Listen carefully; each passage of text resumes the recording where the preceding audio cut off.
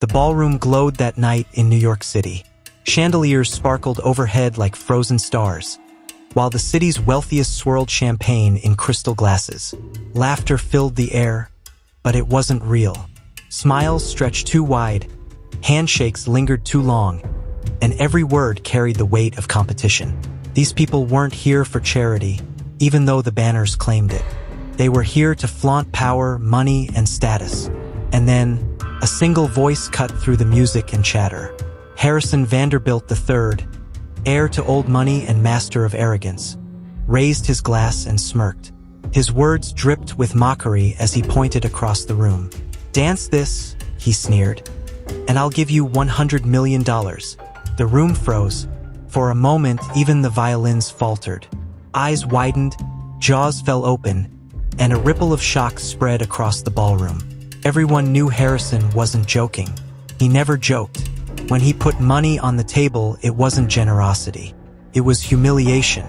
He used wealth as a weapon, a way to strip dignity from anyone who dared to cross his path. Now imagine this. If someone threw that kind of money in your face, not as a gift, but as an insult, what would you do? Most people would shrink. Most people would lower their eyes and walk away, pretending not to hear. But not everyone, because sometimes the people with the least to lose are the ones who stand tallest. This is the story of a maid's daughter, a girl who walked into that room with nothing and walked out with more power than a billionaire could ever buy. The Vanderbilt Historia Hotel was a monument to excess. Marble floors stretched endlessly, red carpets muffled footsteps, and portraits of forgotten ancestors stared down from gilded frames.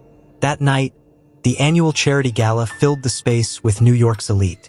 Diamonds glittered on necklines, tuxedos shimmered under the lights, and whispers carried secrets like currency. For Harrison, this gala was his playground. He strutted through the crowd like a king surveying his court. His smile was sharp, his laughter louder than it needed to be.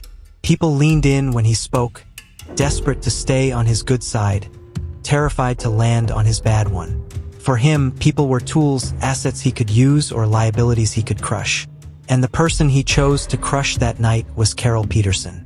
Carol wasn't one of them. She wasn't a guest or a donor or even a distant relative of the wealthy.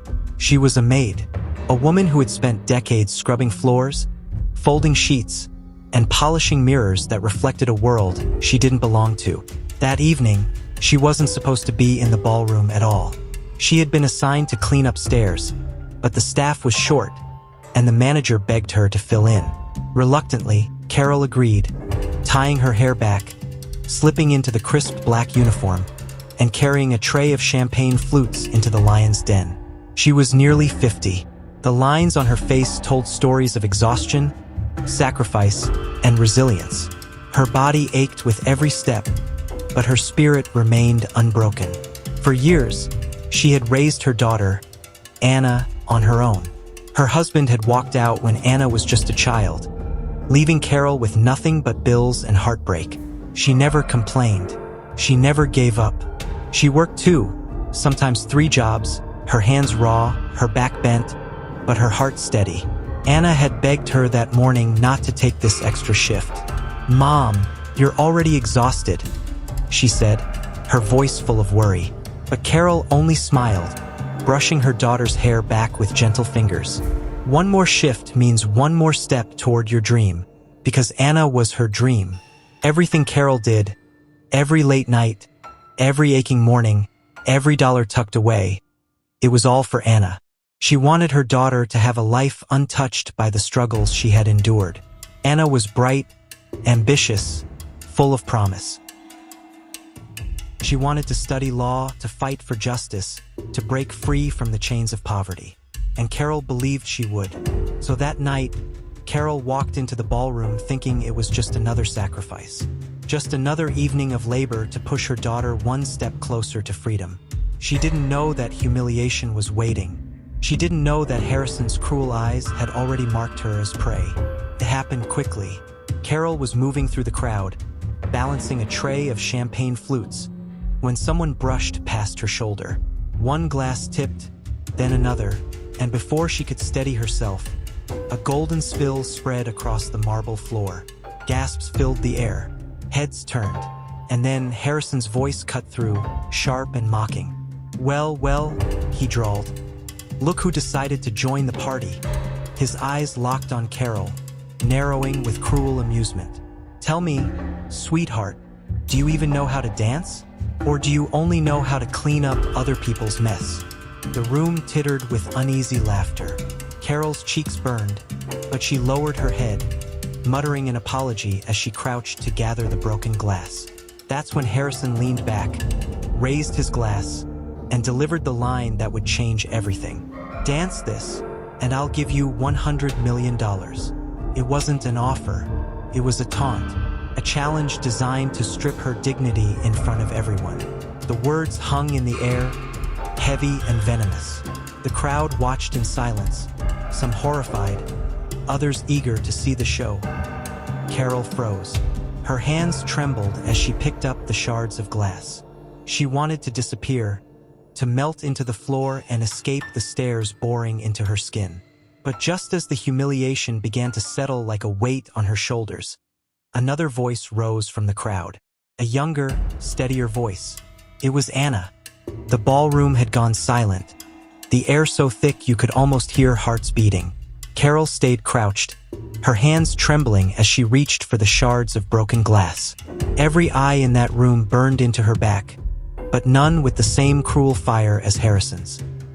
He sipped his champagne slowly, savoring her humiliation like a fine wine. And then, a voice broke the silence.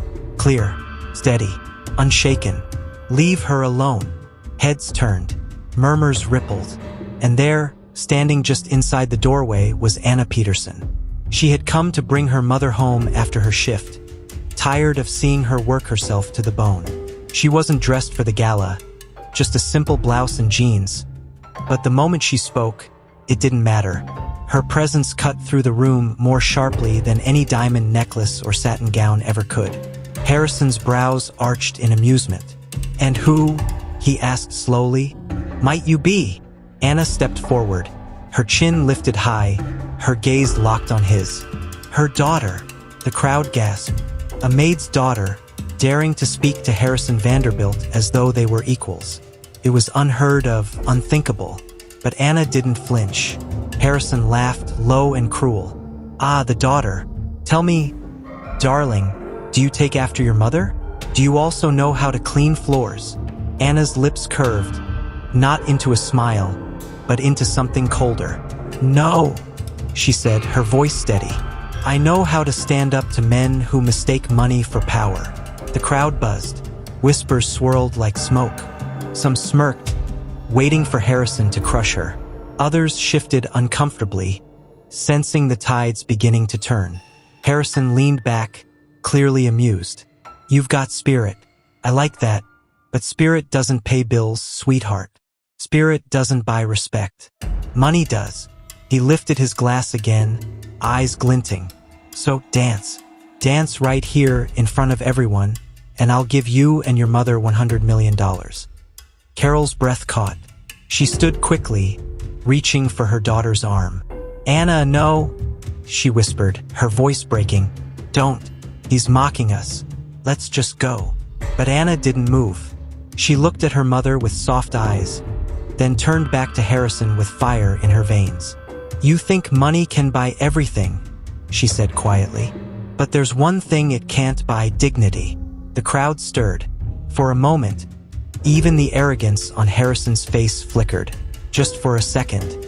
But then he laughed again, louder this time, trying to mask the unease creeping into his chest. Dignity? He scoffed. Tell me, little girl, what has dignity ever bought you? A ticket to this party? A seat at this table? No. People with dignity clean up after people with money. That's the truth of the world. Anna stepped closer, her voice rising so everyone could hear. No. The truth is that people like you are terrified. Terrified that one day, the world will stop bowing to your money. That one day, people will realize the only thing you've ever had to offer is a bank account. And when that happens, when the money no longer blinds them, you'll be nothing. Gasps echoed around the room. Someone dropped their glass. The crowd was divided. half waiting for Harrison's wrath, half secretly rooting for the girl who dared to challenge him.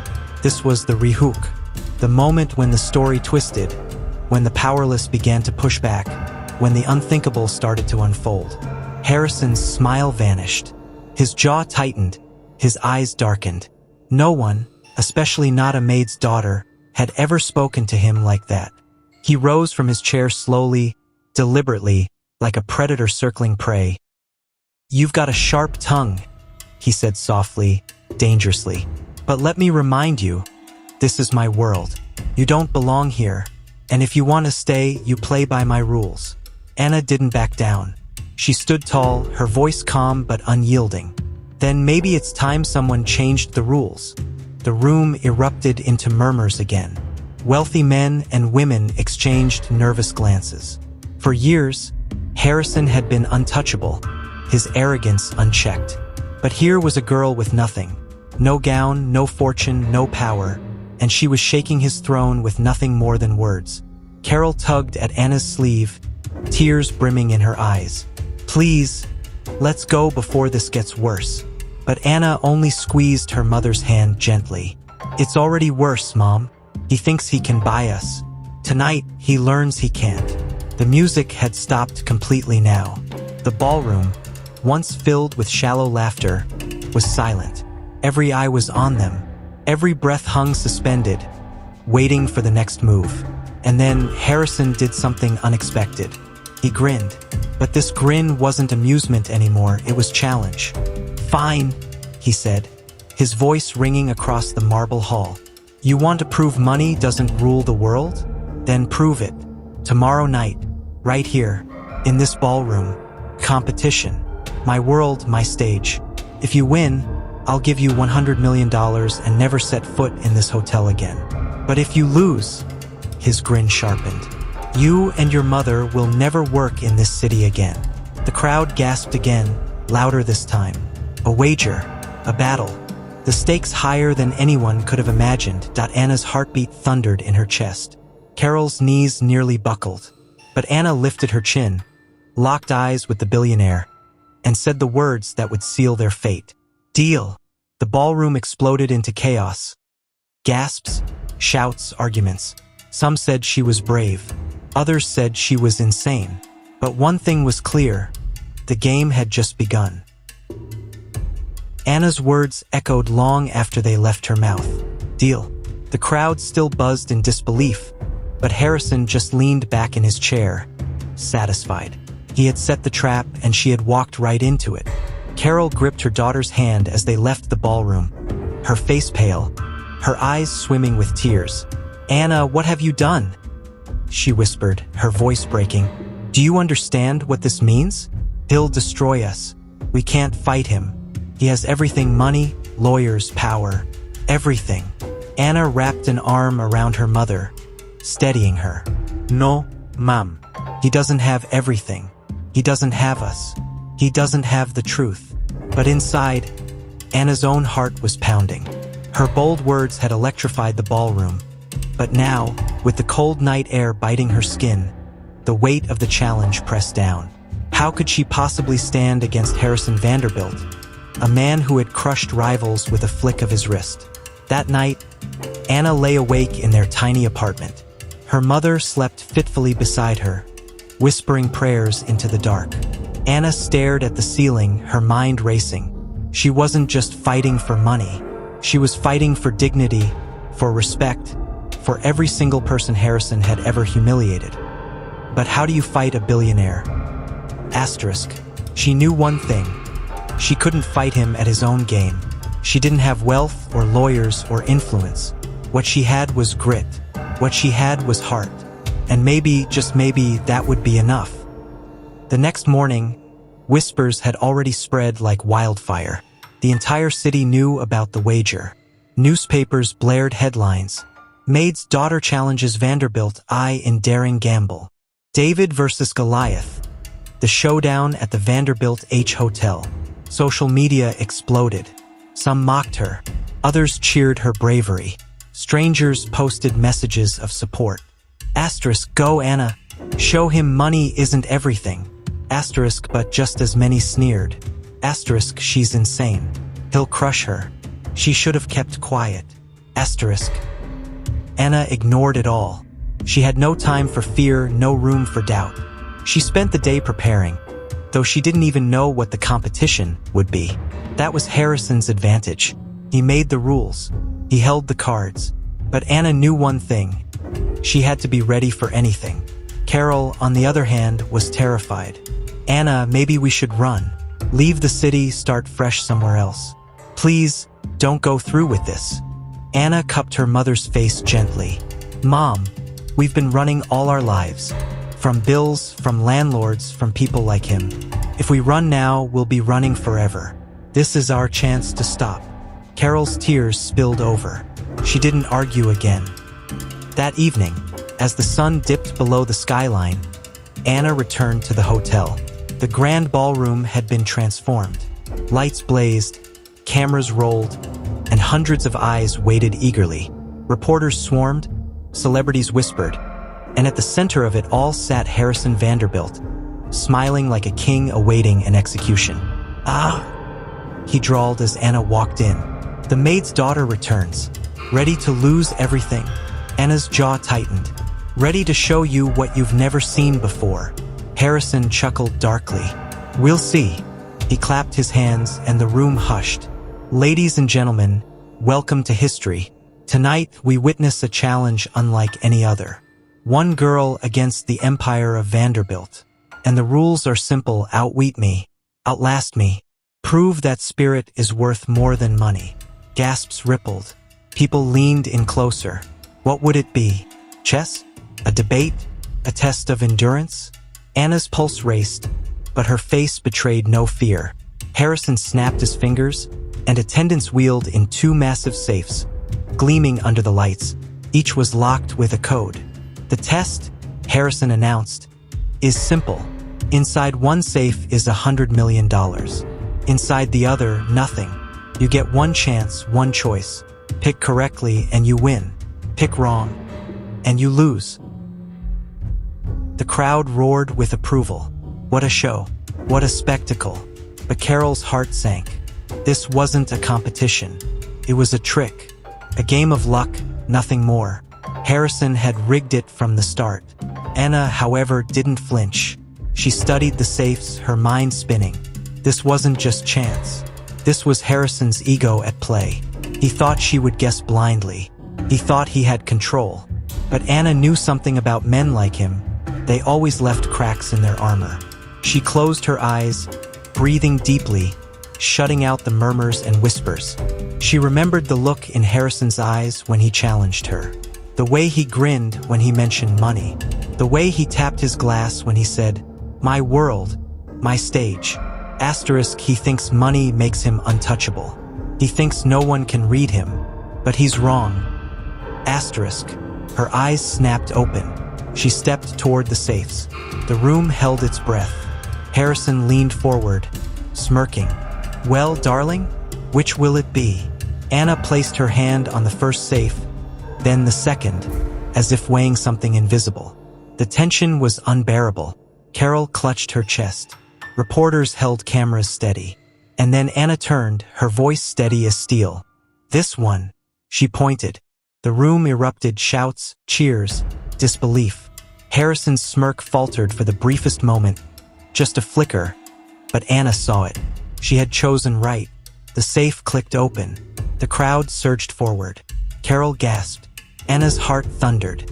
But then, the screen inside the safe lit up, flashing a single message. Round 1. The ballroom went dead silent.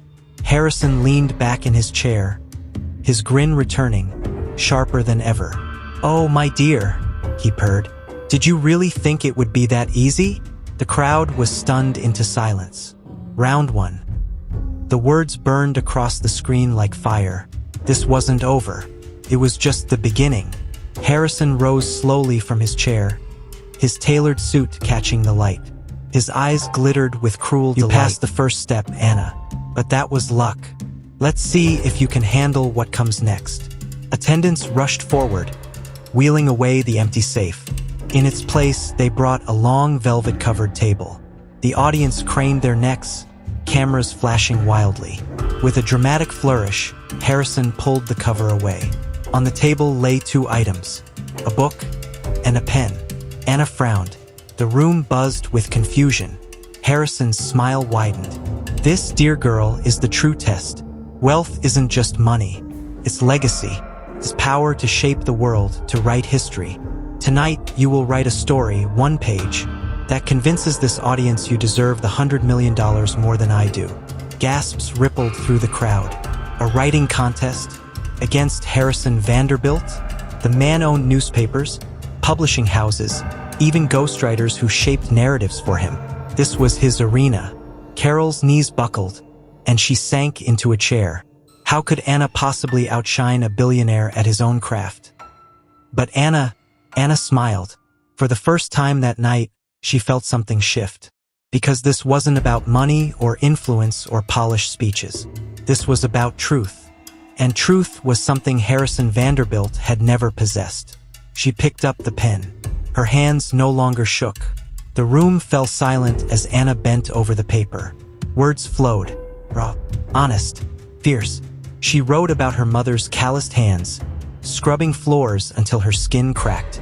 She wrote about nights when they went hungry so someone else's party could shine.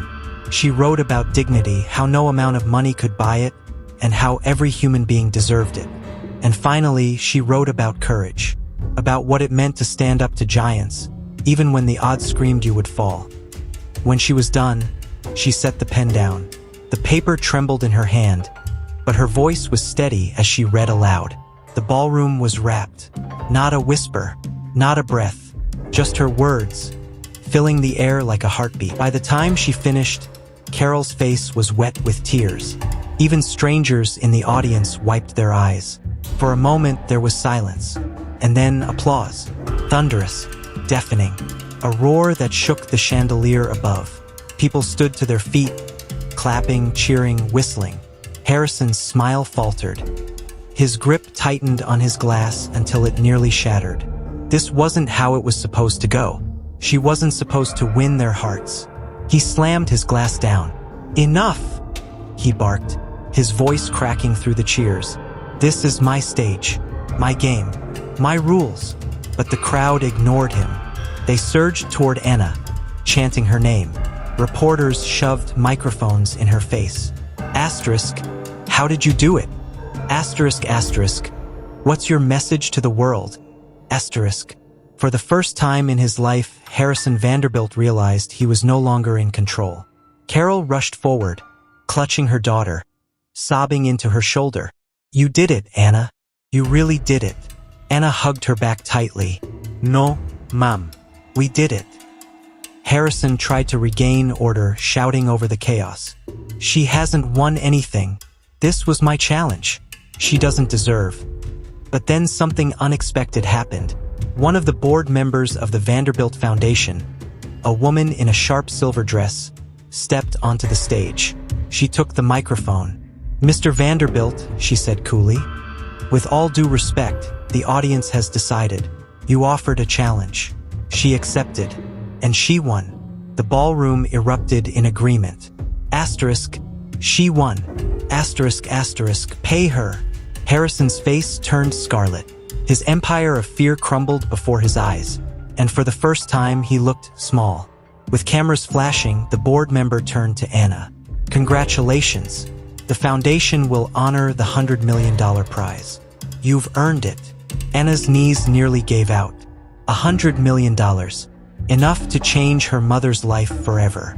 Enough to lift them from the shadows of struggle into a new dawn. Carol clung to her daughter, whispering prayers of gratitude. The two of them stood there, tears streaming, as the crowd cheered their victory. Later that night, when the cameras were gone and the ballroom had emptied, Anna and Carol stood outside the hotel under the glow of the streetlights. Carol looked at her daughter with awe. "Anna, how did you stay so strong?" "I was terrified." Anna smiled softly. "Because, Mom, I wasn't fighting for money. I was fighting for you, for us, for every single person he ever thought was beneath him. And that's something no billionaire can ever take away." Carol's eyes shimmered with pride. For the first time in years, She didn't feel like a maid, a servant, or a shadow. She felt free. And Anna, she felt unstoppable. That night, Harrison Vanderbilt sat alone in his mansion, staring at his reflection in a wall of glass. For the first time in decades, silence filled his home. No aplausos, no admirers, just silence. And in that silence, he realized what he had lost. Not money, not reputation, but control. Because one girl had stood up and proved to the world that courage, truth, and love were worth more than $100 million. And maybe that's the lesson here. We live in a world where power and money seem untouchable, where giants walk among us and expect everyone else to bow. But sometimes, all it takes is one voice, one heart, and one act of defiance to remind the world that dignity cannot be bought. So the next time someone tells you that you're too small to matter, too weak to fight back, remember Anna. Remember her courage. And remember this: giants may stand tall, but they can fall too. If this story inspired you, don't keep it to yourself. Share it, spread it. And if you want more powerful stories like this, make sure to subscribe and join us, because together we can remind the world that no amount of money is stronger than the human spirit.